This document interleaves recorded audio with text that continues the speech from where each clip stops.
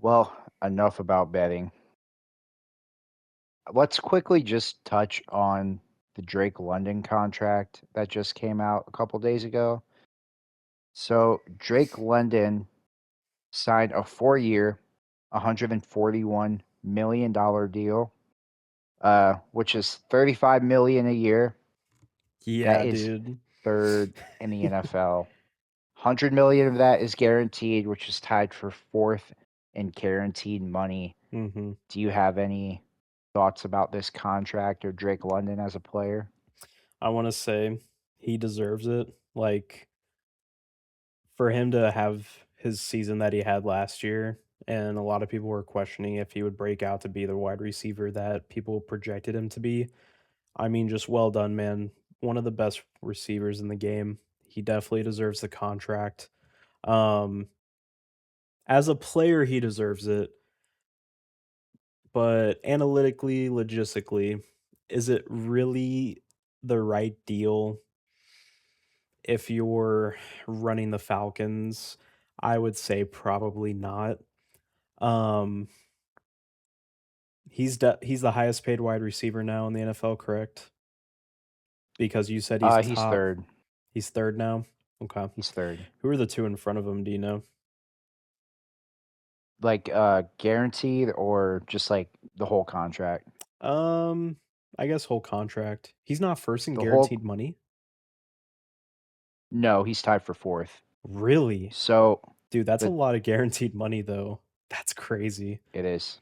The two ahead of him are JSN and hmm Jamar Chase, Okay. and it's Drake London. I see that now. Yeah. Okay. Makes sense. Would you say JSN and Jamar Chase are overpaid? No, Okay. I think they're paid just fine. Do you think Drake What London is really overpaid? n- uh I guess for like I don't think he's the third best receiver in football, so if you want to say Okay. overpaid in Yeah. that Yeah. sense, Yeah. I, no. I wouldn't say he's the third best receiver. From context, That's not I'm how I saying, look at it though. yeah. Yeah. Yeah. Right. I mean, I'm saying he's one of the best, but I get what you're saying. Yeah. I mean, Yeah, I mean for the market and what he should have gotten, yeah, this is probably where I would have him. He probably could have been even more of a diva and been like, I want to be the highest paid wide receiver. If that was the case, I would probably hate on this more. But the market is the market. There's going to be guys coming up soon that are going to get paid more than Drake London. It's just how it goes. It's even with especially quarterbacks on a too. It's 4 year like deal now. you'll get, a quarterback between like 10 and 18 become the highest paid QB in the NFL. And I don't like that this is how the system is, but that's how it is. And so this is the case with wide receivers too. It's like usually the next good to elite wide receiver is going to get the top money in the league or pretty close to it. And so, that's what happened with Drake London. So And what doesn't it's just help how the league is operates. what doesn't help as well is if I'm Drake London's agent, I look at the list of guys who are getting paid, ridiculous money in that position. Hmm.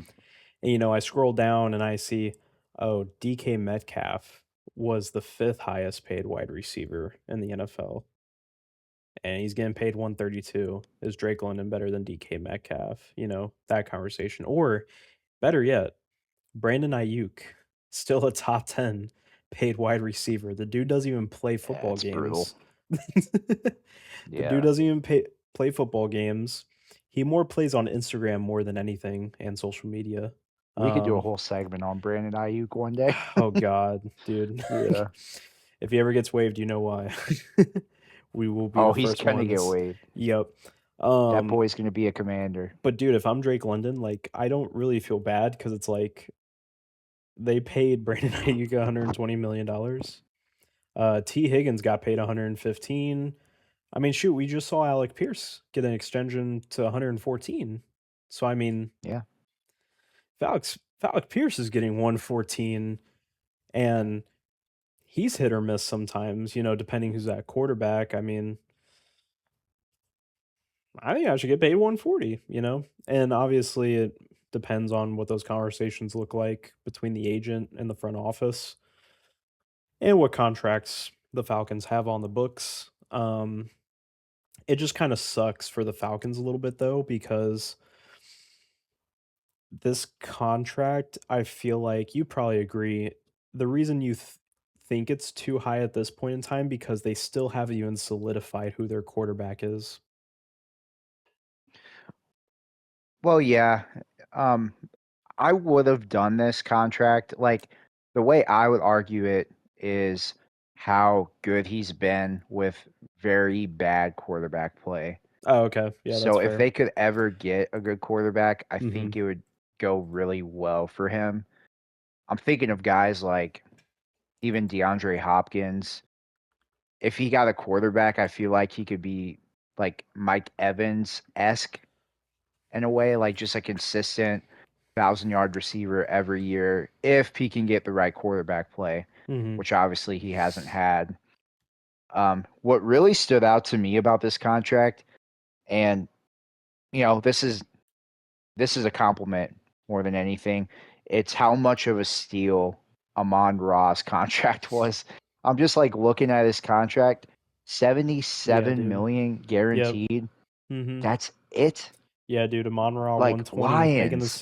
making the same money as Ayuk, dude.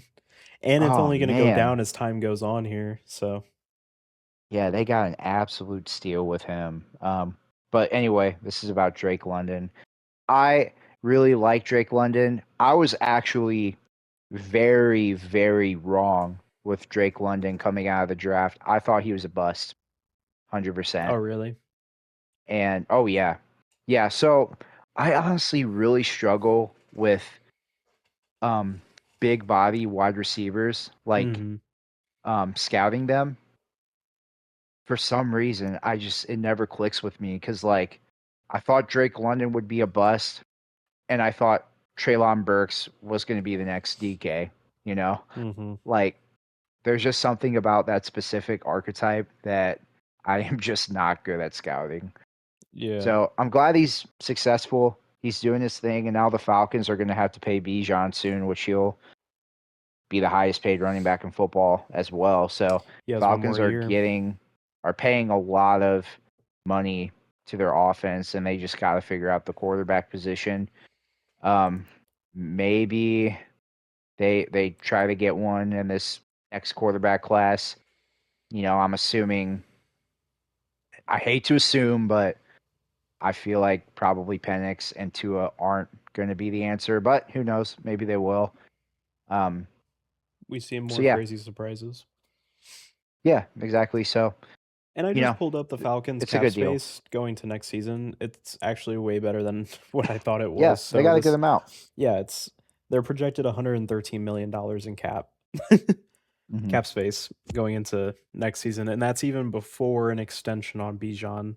So, and there's a good chance they're going to extend Jesse Bates. Maybe we'll see, but well, actually, well, he's 29 now. If they do resign him, they're probably going to get him on a cheaper deal, but I don't know what that looks like. Um, but I know for sure, Bijan is getting a re-signing, and Yeah, Kyle Pitts. I'm pretty sure he's on the last year of his deal too. he had a good year last year. Hmm. He finally somewhat broke out, which was Right. good to see. So your One main of the most extensions frustrating on fantasy offense are those players 2. of all time. Yeah.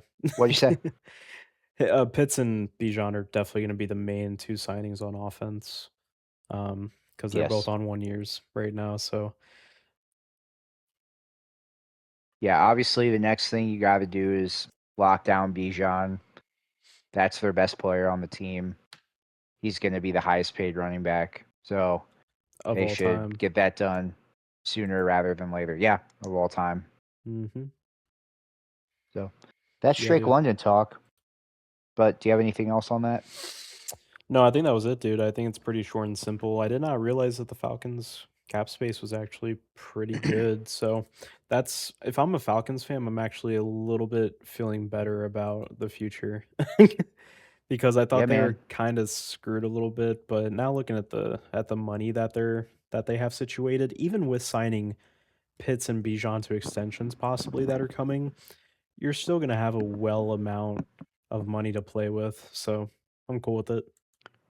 Well, we talked about this for the Bucks last podcast, but this is another team that is similar. That it's a crossroad year. You get to figure out if Tua or Michael Penix can be your quarterback of the future, and if not, they're in the same boat. You can go into the 2027 class and be in the quarterback sweepstakes. So Yeah.